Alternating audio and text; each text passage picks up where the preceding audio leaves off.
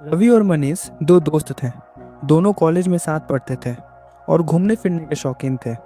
एक दिन कॉलेज से छुट्टी के बाद उन्होंने सोचा कि क्यों ना बाइक से गांव की ओर एक लंबी राइड पर जाया जाए। दोनों ने बैग उठाया और रात करीब 10 बजे शहर से बाहर निकल पड़े। रास्ता सुनसान था, चारों ओर सन्नाटा फैला हुआ था। रात का अंधेरा, हवाओं की सरसराहट और दूर दूर तक कोई रोशनी नहीं। सब कुछ डरावना लग रहा था, पर दोनों मस्ती में थे। भाई बहुत भूख लगी है यार। पेट में आग लग रही है। सही कह रहा है यार, कोई ढाबा दिखे तो रुकते हैं उधर। जैसे ही उन्होंने एक मोड़ पार किया, सड़क किनारे एक पुराना सा ढाबा दिखाई दिया। उसका नाम था रात की रसोई। अजीब सा नाम था, लेकिन थकान और भूख इतनी थी कि ज़्यादा सोचे बिना रुक गए। ढाबा बहुत ही पुराना लग रहा था। एक बूढ़ी औरत अकेली रसोई में खाना बना रही थी। 4-5 लोग चुपचाप खाना खा रहे थे। सबका चेहरा झुका हुआ था, जैसे कोई बात ही नहीं कर रहा हो। माँ जी, 2 प्लेट दाल चावल दे दीजिए। बूढ़ी औरत ने बिना बोले सिर हिलाया और खाना परोस दिया। जैसे ही उन्होंने पहला निवाला लिया, मनीष को लगा जैसे कुछ अजीब स्वाद है। यार रवि, ये खाना थोड़ा अजीब नहीं लग रहा?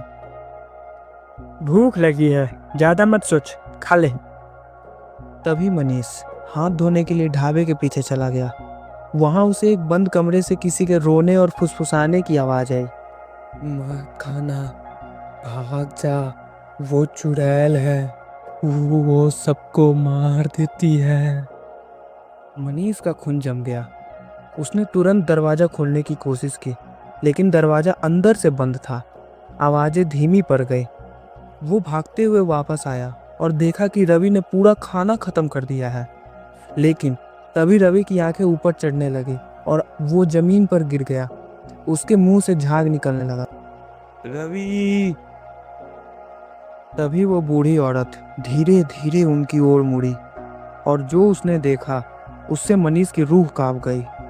वो बूढ़ी औरत नहीं थी, वो एक चुड़ैल थी। उसके बाल बिखरे हुए थे, आंखें लाल और चमकती हुई और गर्दन उल्टी घूमी हुई थी। उसकी जुबान लंबी और काली थी, जो नीचे तक लटक रही थी।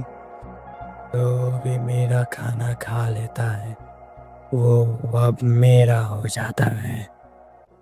पीछे बैठे बाकी लोग भी उठने लगे और अब उनके चेहरे सरे गले थे, आंखें बाहर निकली हुई थी।